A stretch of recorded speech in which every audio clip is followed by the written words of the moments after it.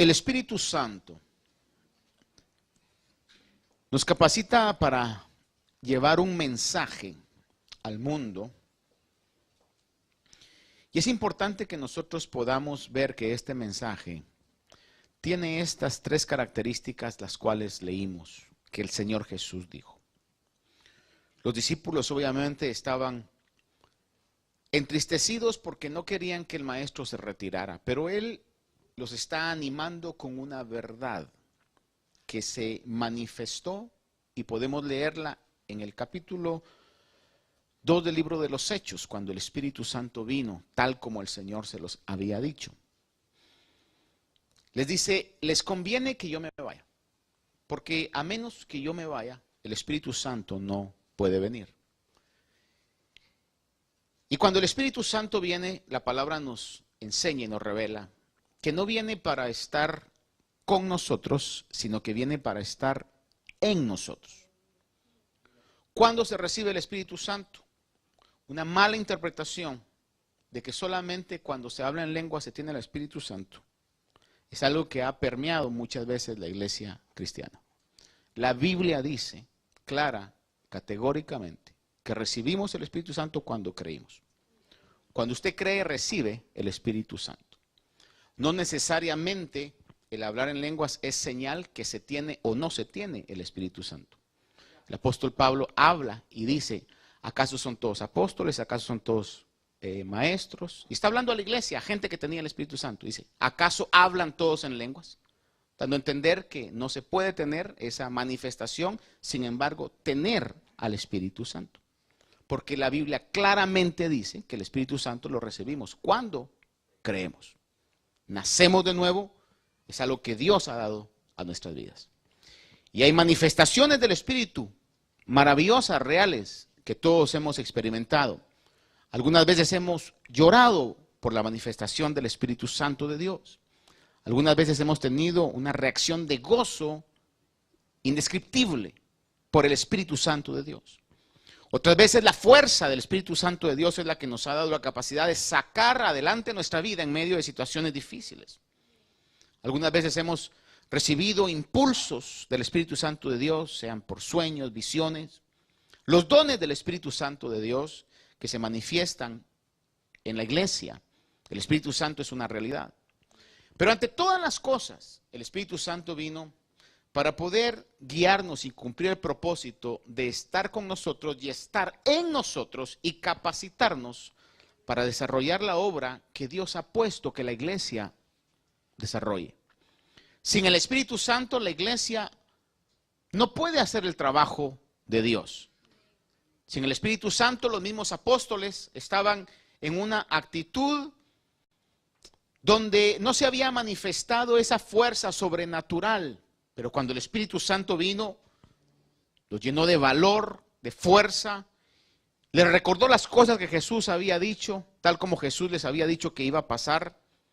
Y vieron un evangelio totalmente distinto al que ellos habían conocido hasta que el Espíritu Santo vino. De la misma manera nosotros hoy tenemos al Espíritu Santo, es la promesa del Padre. Había un canto, me recuerdo ahorita, que cantábamos cuando yo asistía con mis padres a la iglesia donde ellos estaban y decía, el Espíritu Santo, promesa del Padre, se está derramando. No sé si ustedes recuerdan. Bendiciones del cielo. No sé qué más, porque quizás son tantos años que no, pero decía algo así. Y yo le he comentado que muchas veces los cantos de antes tenían doctrina en ellos. Y hay ciertos cantos que tenemos que volver a eso y cantar la doctrina cristiana en ese caso. En este caso, hermano, es una realidad que el Espíritu Santo se derramó y cambió nuestras vidas. Ahora, nosotros tenemos una función y lo principal de la función, el fundamento de la función que cada uno de nosotros tenemos que hacer, no meramente solo aquellos que estamos detrás de un micrófono en un púlpito o una plataforma, sino cada uno de nosotros que hemos creído tenemos que dar de gracia lo que de gracia hemos recibido. ¿Cuántos dicen amén a eso? Y en Romanos capítulo número 10, verso 14 y 15 dice, como pues Invocarán a aquel en quien no han creído. ¿Y cómo creerán en aquel de quien no han oído? ¿Y cómo oirán sin haber quien les predique? ¿Y cómo predicarán si no son enviados? Tal como está escrito, cuán hermosos son los pies de los que anuncian el evangelio del bien. Cada vez que una persona llega a otra persona que es llamada por Dios, pero que está todavía en tinieblas, cada vez que esta persona llega con el evangelio, es hermoso el caminar de esa persona por las noticias que lleva. Es un mensajero o mensajera de buenas noticias. La palabra de Dios dice que somos real sacerdocio, nación santa, pueblo adquirido para posesión de Dios, porque Dios nos sacó de las tinieblas a la luz con un propósito, para que anunciéis las virtudes de aquel que nos rescató. Es decir, que el anunciar es algo que nos involucra a todos, con acciones, con palabras, con actitudes, si usted me permite, aún con reacciones. A veces podemos predicar sin hablar. Podemos predicar con una reacción. Quizás alguien le hizo algo inadecuado y esperaría de usted una reacción violenta, una reacción mala, pero usted tiene una reacción cristiana, una reacción buena. Usted le está predicando a esa persona. Después de que nuestra vida puede certificar con acciones, es más fácil que nos crean que somos cristianos. Pero tenemos que predicar porque es lo que la palabra del Señor nos manda y nos ha diseñado Dios para eso. Definitivamente el Espíritu Santo de Dios vino a morar en nuestros corazones para guiarnos a toda la verdad. Juan 16:13 lo dice. Dice, cuando el Espíritu de verdad venga, os guiará a toda verdad. Porque no hablará de su propia cuenta, sino que hablará todo lo que oiga y os hará saber lo que habrá de venir. Parte de esta verdad, amados hermanos, es conocer las características esenciales, y digo esenciales, de ese mensaje que debemos llevar. Y le repito, puede ser hablado, puede ser con acciones, puede ser escrito, pero es importante que conozcamos el mensaje. En 2 Corintios, capítulo número 5, del 18 al 21, le leo, dice, y todo esto procede de Dios, quien nos reconcilió consigo mismo por medio de Cristo, y nos dio el ministerio de la reconciliación. Vea esto, nos dio el ministerio de la reconciliación. A saber que Dios estaba en Cristo reconciliando al mundo consigo mismo, no tomando en cuenta a los hombres sus transgresiones, y nos ha encomendado a nosotros la palabra de la reconciliación. Le ruego que me ayude hoy, diga conmigo esta frase, he sido encomendado con la palabra de la reconciliación. Desde la caída de Adán y Eva, si le podemos nombrar así, hubo una ruptura entre la relación que Dios quiso tener desde el principio con su creación. Hermano, lo único que puede reconciliarnos es el mensaje del evangelio, el mensaje del arrepentimiento. Y ese mensaje el Señor lo ha dado a la iglesia. Dice en 2 Corintios, por tanto somos embajadores de Cristo. Y vea esto, como si Dios rogara por medio de nosotros. En el nombre de Cristo rogamos reconciliados con Dios. Al que no conoció pecado, le hizo pecado por nosotros para que fuéramos hechos justicia de Dios en él. Hoy con toda certeza podemos nosotros decir que justificados por la fe tenemos paz para con Dios. Ya no estamos en un pleito, hemos sido reconciliados por la fe en Cristo Jesús. Ahora, como parte de ese pueblo reconciliado, tenemos nosotros la comisión, como lo hemos leído, de poder ser los embajadores al mundo, por medio de ese mensaje que puede ser hablado, puede ser con acciones, puede ser escrito. La gente puede escuchar el mensaje, pero ese mensaje tiene elementos básicos, que es lo que leímos. El mensaje no lo podemos dar sin la ayuda del Espíritu Santo. Necesitamos la ayuda del Espíritu Santo. Pero el Espíritu Santo vino para poder hacer tres cosas fundamentales y usarnos a nosotros para transmitir al mundo esas verdades eternas. La primera es, según lo leímos en Juan, que dice que el Espíritu Santo convencerá al mundo del pecado o de pecado porque no creen en Jesús. El Espíritu Santo en nosotros y el Espíritu Santo moviéndose en la manera como se mueve y se quiere mover alrededor del mundo, convence al mundo. El punto que está haciendo es que está convenciendo al mundo de pecado. La traducción lenguaje actual lo dice de esta manera: hará que los de este mundo se den cuenta que no creer es pecado. Oiga eso. El no creer específicamente en Dios y en Jesús es pecado. Eso suena así muy fuerte. Pero si vamos a la palabra del Señor, hay cosas que no podemos quitar. Y hay de nosotros si quitamos o añadimos a lo que el mensaje del Evangelio es. Fíjese que el otro día oía a alguien que hablaba, no sé si a usted le pasa, pero en una ocasión, me recuerdo yo con mi esposa andábamos en un viaje y de repente estaban hablando acerca de arte, específicamente de pinturas. Usted sabe de que hay pintores que si los mencionamos automáticamente sabemos, aunque no sepamos los detalles de sus obras, pero sabemos que son famosos. Por ejemplo, si yo le digo Rembrandt, si le digo Monet, o si le hablo, por ejemplo, de Van Gogh, usted inmediatamente quizás va a decir, un pintor famoso. Si usted alguna vez ha ido, por ejemplo, aquí tenemos la ventaja de tener en Nueva York muchos museos y uno de los más famosos es el Museo Metropolitano. Creo que la única vez que yo fui acompañando a alguien quería ir porque me pagó el ticket. Me recuerdo de que yo miraba aquellas pinturas enormes, hermano. Y decía, wow, qué bonito los paisajes. Y, por ejemplo, ayúdeme hoy a ver, mire usted, por ejemplo, ahí hay una pintura. Y usted puede ver que es un faro, hay una tormenta, ¿verdad?, que está pegando. Es fácil interpretar qué es. Mira usted los cuadros que están ahí, va a ver que hay algo. Sin embargo, hay un tipo de arte abstracto que usted se pregunta, ¿qué fregados es esto? ¿Nunca ha visto usted eso? Un montón de rayas, hermano. Y uno dice, ¿qué tendría el artista a estar viendo? Es más, no sé si alguna vez usted, al igual que yo, ha dicho, eso hasta yo lo puedo hacer. No sé si alguna vez le ha pasado en la mente, eso hasta yo lo puedo hacer. Recuerdo que en esa ocasión, no sé cómo se llamaba la pintura, pero era un punto amarillo en medio de otros colores, hermano. Y entonces, lo que me impresionó no fue ni la pintura, ni que la gente estuviera hablando de eso, sino el valor.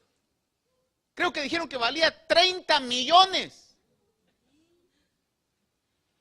Y entonces yo dije, ¿quién puede pagar 30 millones por un punto amarillo en medio de eso? Pero hay gente que lo paga. Por ejemplo, una muy famosa, no recuerdo de quién es, que se llama El Grito. Hasta horrorífica es, hermano. Creo que es de Picasso, no sé. Pero tremendo, hermano. Y pinturas que hasta cierto punto ya llegan a ser en el término de priceless. Pero fíjese usted de que cuando el que los pinta le preguntan al pintor, ¿y qué es? ¿Sabe cuál es la respuesta muchas veces? Lo que usted quiera creer que sea. Y muchas veces podemos llegar a la palabra del Señor con ese concepto. ¿Qué es el Evangelio? Amados hermanos, no podemos llegar a decirle al mundo lo que usted quiera creer que sea. No podemos llegar al mundo cuando le presentemos el Evangelio. Tenemos que llegar con lo que realmente el Evangelio es. Y el mensaje del Espíritu Santo, primer elemento que el Señor puso es que el Espíritu Santo iba a convencer al mundo de pecado. Y en Juan capítulo 3, yo sé que el verso 16 usted lo sabe muy bien. Digámoslo juntos a la cuenta de 3. 1, 2, 3. Porque de tal...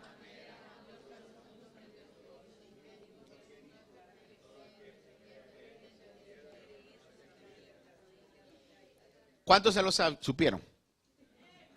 A ver, los que levantaron la mano en alto. Ahora el 16, el 17. A la cuenta de 3. 1, 2, 3, ya. Ya bajó un poquito el sonido, ¿verdad? Pero el 17, mire lo que dice. Dice, porque no envió Dios a su Hijo al mundo para juzgar al mundo, sino para que el mundo sea salvo por medio de él. Ahí todavía está muy bonito el mensaje. Pero el 18, el que cree en él no es condenado. Pero el que no cree, ¿qué dice? Ya ha sido condenado porque no ha creído en el nombre del unigénito de Dios. That's not easy to say. Si alguien le dice, ¿usted cree en Jesús? Mire, pues más o menos. Mire, estar condenado, estar medio condenado es como estar condenado. Dice la palabra del Señor que el que no cree ya ha sido condenado. No podemos llegar al mundo a decirle, interpreta el evangelio de tu manera. El evangelio dice, por medio del Espíritu Santo, que tenemos que tener un mensaje que claramente diga, si no se cree en Jesús, la única opción que tenemos es la condenación. Juan 8:24 dice, por eso os dije que moriréis en vuestros pecados, porque si no creéis que yo soy, moriréis en vuestros pecados. Y cuando estaba diciendo el Señor Jesús, yo soy, era una frase que los judíos conocían muy bien, que fue lo mismo que Moisés recibió en el monte, cuando la zarza estaba ardiendo, y le dice, si yo voy a Faraón a decirle que deje ir al pueblo de Israel, y le digo, ¿quién me envió? ¿Quién les diré? Y la respuesta del cielo fue, diles que yo soy, te envía. Cuando Jesús entonces estaba diciendo, de que si no creéis que yo soy, estaba diciendo, si no creéis que yo soy uno con el Padre, que yo soy uno, o el Hijo de Dios, o el ungido, el profeta esperado. Creer en Jesús, no como profeta, sino creer en Jesús como el Hijo de Dios, como el Mesías, es lo que nos da salvación. Primera de Juan 1, primera carta de Juan, capítulo 1, del versículo 5 al 7, dice, y este es el mensaje que hemos oído de él, y que anunciamos, Dios es luz, y en él no hay tiniebla. Si decimos que tenemos comunión con él, pero andamos en tinieblas, mentimos y no practicamos la verdad. Mas si andamos en luz, como él está en luz, tenemos comunión los unos con los otros. Dice, y la sangre de Jesús su Hijo nos limpia de todo pecado. What is the only thing that is able to clean us from sin? ¿Cuál es la única cosa que tiene la capacidad de limpiarnos de pecado? Solamente la sangre de Cristo.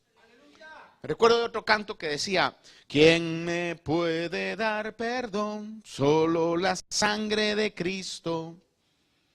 Hermano, solo la sangre de Cristo puede limpiar nuestros pecados.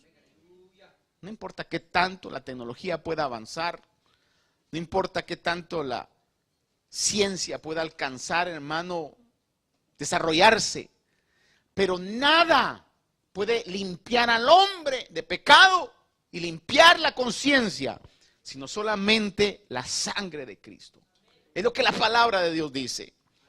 Por eso dice, el Espíritu Santo que está en nosotros y que nosotros como embajadores debemos de transmitir al mundo, pidiéndole al Señor la gracia y en las oportunidades que tengamos, es solo la sangre de Cristo puede limpiar los pecados. Y solo siendo limpio de pecado podemos estar reconciliados para con Dios. Y si no creemos ese mensaje, dice la Biblia que ya hemos sido condenados. Por eso, hermanos, es Dios quien convence. Dice la palabra en Romanos, que no es del que corre, no es del que quiere, es de Dios quien tiene misericordia. Por eso, cuando oramos, nosotros en cierto sentido podemos estar preparando el camino, pidiéndole al Señor que tenga misericordia, para que aún los corazones más duros, para que aún las mentes más cerradas, al escuchar el Evangelio, sean compungidos y puedan tener arrepentimiento y pedirle a Dios el arrepentimiento por los pecados. Nosotros no podemos hacer nada, pero Él lo puede hacer. Dios puede tener misericordia, así como la tuvo para con nosotros. Primer punto de mensaje es que el Espíritu iba a convencer al mundo que eran pecadores. Segundo punto que leímos, dice, convencerá al mundo de justicia. La traducción lenguaje actual dice, convencerá al mundo que yo no he hecho nada malo y soy inocente. Está hablando el Señor Jesús. Convencerá que la justicia humana es inútil. La justicia humana es inútil, como dice en inglés, es useless. Solamente Cristo es nuestra justicia. Solamente por medio de su sacrificio podemos ser justificados. ¿Qué dice la palabra acerca de las obras de justicia de los humanos? Ya le he recordado ya en alguna oportunidad que nosotros no somos pecadores porque pequemos, sino somos o pecamos porque somos pecadores. Desde que nacemos con el germen de pecado y estamos inclinados a pecar. Y por más obras buenas que podamos tener, entre comillas, todavía son obras que no alcanzan la justicia celestial. Son obras de pecadores, obras buenas de pecadores. La única justicia perfecta es la justicia que podemos tener a través de la justicia del Señor Jesús. ¿Qué dice la Biblia? Isaías 64:6 dice, todos nosotros somos como el inmundo y como trapo de inmundicia todas nuestras obras. Todos nos marchitamos como una hoja y nuestras iniquidades como el viento nos arrastran. Me pongo a pensar en este verso en el mes de octubre, cuando usted sabe que caen todas las hojas, hermano, y el viento las arrastra de un lado para otro, hermano, y las hojas van donde el viento las lleva. Así es el hombre con las iniquidades. Estoy seguro, mire, y yo sé que estamos en la iglesia y que somos hermanos, pero todavía no se ha cumplido en todos nosotros la perfección de nuestra santificación. Podemos en algún momento identificarnos con el apóstol Pablo cuando dijo, miserable de mí, ¿quién me librará de este cuerpo de bajeza? ¿Cuántas veces no hemos nosotros dicho, ¿por qué todavía tengo estas reacciones? ¿Por qué todavía tengo estas intenciones? ¿Por qué todavía de mi boca salen esas palabras? ¿Por qué esos pensamientos? Hermano, porque todavía en nuestra lucha contra el pecado estamos en ese proceso. Evidencia el Señor que hay una batalla interna dentro de nosotros. Imagínense, nosotros que ya tenemos al Espíritu Santo dentro de nosotros. ¿Qué acerca del mundo? Hermano, yo cada vez me asusto más. Y cuando digo esto, no me lo voy a tomar literal, quizás es la expresión, pero quizás en cierto sentido causa una reflexión en mi vida. ¿Cómo es que la maldad está creciendo, hermano, a un punto donde ya no hay vergüenza de poder ocultar lo que antes era malo? Ahora, hermano, se hace hasta con orgullo. Especialmente en la tendencia que podemos ver hoy en las sociedades de los diferentes géneros sexuales que el ser humano quiere inventar. Ya no hay pudor, ya no hay vergüenza. Es una sociedad que es desafiante ante las cosas de Dios. Por decirle algo, fíjese que el primer símbolo que podemos encontrar en la palabra de Dios, hoy cantamos acerca de la fidelidad de Dios, es un arco iris que el Señor pone y le dice a Noé de que iba a ser el símbolo de que no iba el Señor a volver a destruir la tierra con agua. Era un símbolo y un pacto que Dios había hecho con la humanidad. Y usted se da cuenta, la comunidad LBTGQ, su símbolo es un arco iris. Como desafiando a Dios, como riéndose de los conceptos que el cristianismo tiene como su fundamento, hermano. Y con todo esto no me vaya usted a interpretar esto como que fueran enemigos nuestros. No, como decía alguien, y yo lo creo, esa es la misión. That's the mission field. Es el lugar donde tenemos que llegar con el mensaje. Pero no podemos negociar el mensaje.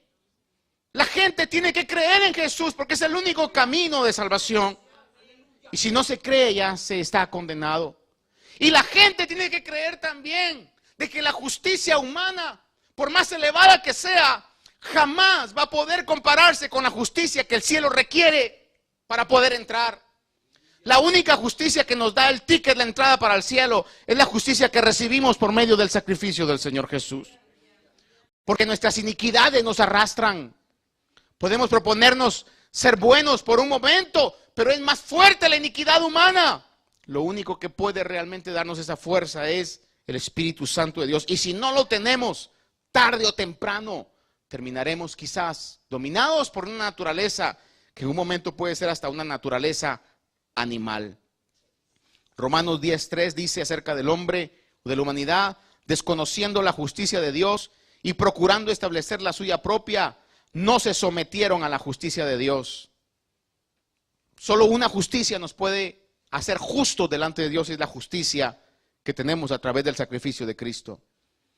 Primera de Corintios capítulo 1, verso 30 y 31 le leo y dice: mas por obra suya estáis vosotros en Cristo Jesús, el cual se hizo para nosotros sabiduría de Dios y justificación y santificación y redención, para que tal como está escrito, el que se gloría, que se gloríe en el Señor. Mientras el tiempo en los caminos del Señor pasa para aquellos que ya hemos conocido y hemos tenido la salvación de Dios, nos damos cuenta que lo que podamos hacer, aunque nosotros lo sentimos, aunque nosotros nos propusimos hacerlo, aunque nosotros fuimos elementos que se dispusieron para hacer algo bueno, mientras más caminamos en el camino del Evangelio, nos damos cuenta que al final del día no fuimos nosotros, sino que fue la gracia de Dios en nosotros. Que fue Dios el que puso el deseo. Que fue Dios el que nos permitió hacerlo. Es Dios el que nos ha dado la vida. ¿O habrá alguien aquí hoy que diga: yo si quiero puedo vivir el tiempo que yo quiera vivir? Nadie puede extender su vida. Hoy estamos aquí, mañana no sabemos. Él es quien tiene contado nuestros días. Pero le voy a decir algo: Él es quien nos protege también. Y aún el mismo diablo querrá matarnos y ha querido matarnos muchas veces, pero no puede, porque como le hemos cantado, el que habita al abrigo del Altísimo morará bajo la sombra del Omnipotente, hermano. No podrá tocar nunca a aquellos que están siendo protegidos por el poder de Dios. David lo escribió en el Salmo y dice: porque no se adormecerá, no se dormirá el que guarda a Israel. Así como Israel tiene montes alrededor de él, decía David, así Jehová vela o cuida a su pueblo. Romanos 3, 22 al 25 dice acerca de la justicia, dice: es decir, la justicia de Dios por medio de la fe en Jesucristo para todos los que creen, porque no hay distinción, por cuanto todos pecaron y no alcanzan la gloria de Dios, siendo justificados gratuitamente por su gracia, por medio de la redención que es en Cristo Jesús. Hermanos, si algo bueno podemos hacer, es por la gracia y la misericordia de Dios. El que se gloríe, gloríese en el Señor. Mientras más maduramos en las cosas de Dios, creo que la obra del Espíritu nos hace entender que no depende ni es por nosotros, sino que es su misericordia, su provisión y su providencia la que hace todas las cosas. Punto 2, entonces, que el Espíritu Santo marca es que va a convencer al mundo de justicia. ¿Qué quiere decir esto? Que la justicia humana no sirve de mucho, hermano. Por no decir no sirve de nada. Que la única justicia que vale la pena para la eternidad es la justicia que tenemos por medio del sacrificio de Cristo. Y el tercer punto fundamental de este mensaje, que el Espíritu Santo hace a través de nosotros al mundo es que dice que convencerá al mundo de juicio. Y añade, porque el príncipe de este mundo ha sido juzgado. La palabra juzgado no es simplemente en este sentido, cuando se va al significado del lenguaje original, que viene siendo en este caso el griego. No da la idea de dar una opinión. No está diciendo, el príncipe de este mundo, vamos a dar nuestra opinión acerca del diablo. Sino está diciendo que el príncipe de este mundo ya ha sido juzgado, ya ha sido sentenciado. Amados hermanos, el tercer punto que el mensaje debe tener es que se debe decir que el diablo no va a ganar la batalla. Pareciera como que ha ganado algunas guerras, pero le digo algo hoy, todavía Dios está en control. Amados hermanos, cuando se estudia de una manera detallada y real y responsable la crucifixión del Señor, nos damos cuenta que todos los elementos de la crucifixión del Señor, que el diablo creyó que era su batalla más grande, estaban siendo organizados por el cielo y por Dios. Por eso Jesús mismo dijo, nadie me quita mi vida, yo la doy de mi propia voluntad. Let me tell you something, God is still in control of everything. Dios está en control de todo. Yo he llegado a algo, hermano, y lo digo porque lo he analizado y es una verdad. Fíjese que desde un tanto de tiempo atrás, I have no worries. He llegado a darme cuenta que no tengo preocupaciones. Puedo estar en los problemas más grandes y algo raro pasa, que duermo bien. Créame que no ha habido desde un tiempo atrás preocupación que me quite el sueño. ¿Por qué?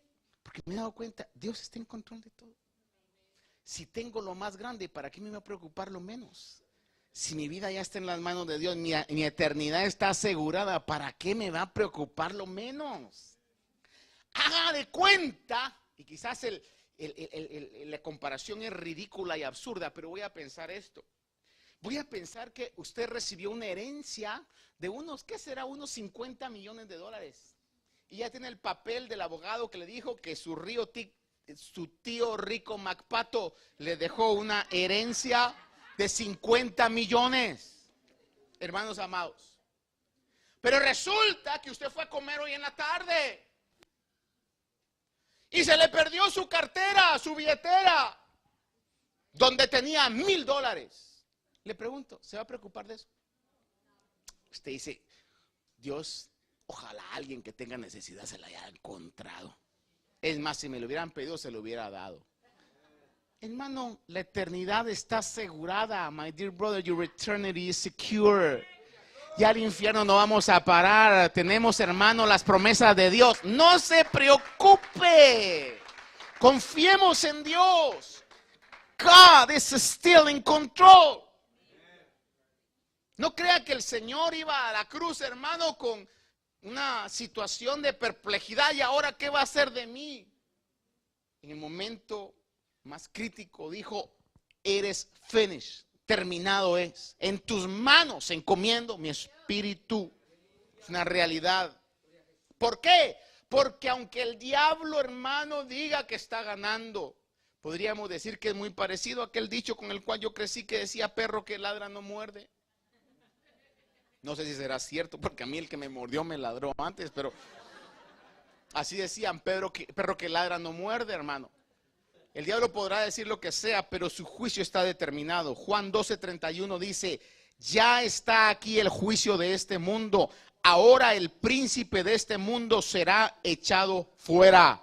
En lo que parecía ser la victoria más grande del diablo en la cruz, fue la derrota más grande que tuvo. Porque como el Señor lo había dicho y estaba profetizado que así iba a pasar, se levantó, resucitó, llegó, hermano, a tomar las llaves del infierno y de la muerte y dijo, ¿dónde está, oh muerte, tu aguijón? ¿Dónde está, oh sepulcro, tu victoria? God reigns, el Señor reina.